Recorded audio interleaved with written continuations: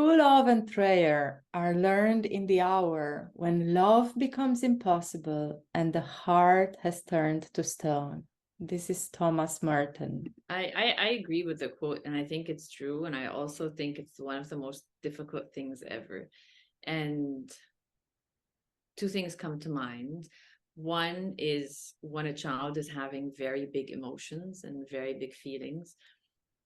Most of the times, a parent either wants to escape, flee, it's too much, or they want them to stop, they want the child to stop what they're doing. If it's like a tantrum, they want them to stop, or they get into like head to head.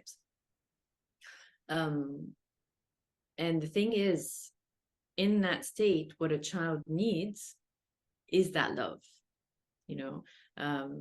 There's another quote that says they need it the most when they least look like it, or something like that. When they least deserve it. I didn't like that word. But yes. And if we look at a bit of science here, look at the brain, when the child is having really big feelings or emotions, the rational side of the brain is actually closed up. It's closed off, and no discussion, no negotiation, no logic kind of talk will seep through or will reach them. They're in a heightened state of emotions, and the only way to reach them is through their heart, through the same way with emotions. It's the most that is needed, and it's the most effective at that state, although it is also very difficult. Mm-hmm. I go to this part when the heart has turned to stone. If we think of it, right, when does the heart turn into stone? It's when feeling is too much to bear. When it's too painful and there's no one else around me to help contain everything that is going on. And this heart turning into stone is all about vulnerability. It's about not having a space, a safe space to feel. And then as parents, how can we create that vulnerable place? Because it's very hard to turn back the heart from stone to feeling, to moving. It can be hard, but it can only be achieved through true love. Only love can conquer that heart of stone. Yeah.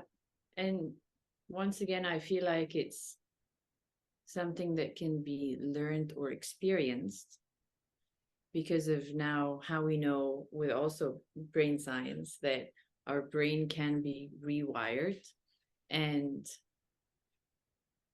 it's not just a matter of our brain has fully formed like what science once believed years ago, but that it's always constantly rewiring. And if we can teach ourselves that in these moments where it is very hard or it is very tough and challenging, that we can soften, we have the tools to soften in, then the neural pathways in our body will learn to do that.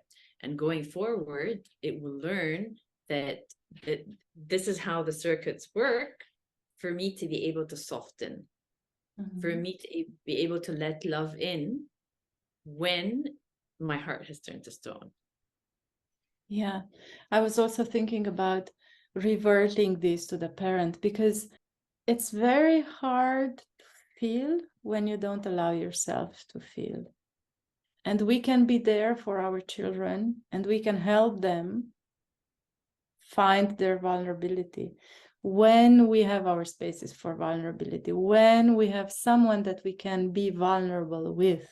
And that can seem messy at first and hard to do, but it can change so much,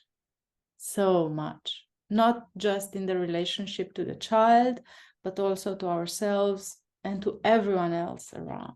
Also the idea of going to a person's edge where it's difficult and then softening, going to where it's challenging and then softening.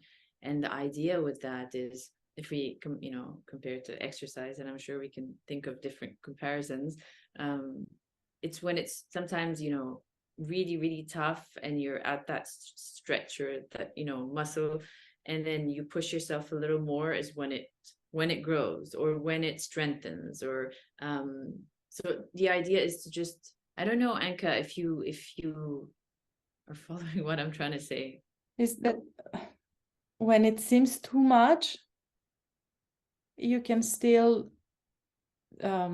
soothe, you can still be there in that final stretch, in that final push, in that final lap is when you can open up more and you grow more, is I think what I want to say, is that where the growth happens. So in the moments that matter, when it's challenging, when it's tough, when the child is having a tantrum, when you're having a tough day, it's in these moments that if you're able to open up your heart, it's in these moments that the compassion really thrives, because you're able to do that. What comes up is the resilience definition, that it's after we go through hard times, is that we are able to still stand up and to learn and to become even stronger by having passed through that experience, by having experienced the event, let's say. Yeah. It's to find somehow power or strength in the overcoming the event. Yeah, I was also thinking about self-compassion, to bring it to self-compassion, because it's not just children that need our love the most when they go through hard times. It's also ourselves.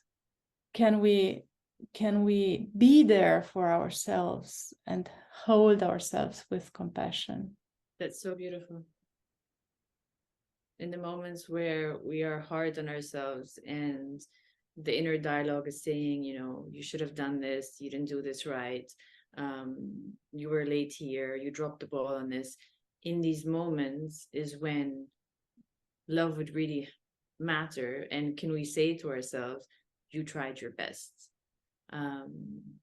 You really cared about what was happening. I see how much you cared. I see how much you tried.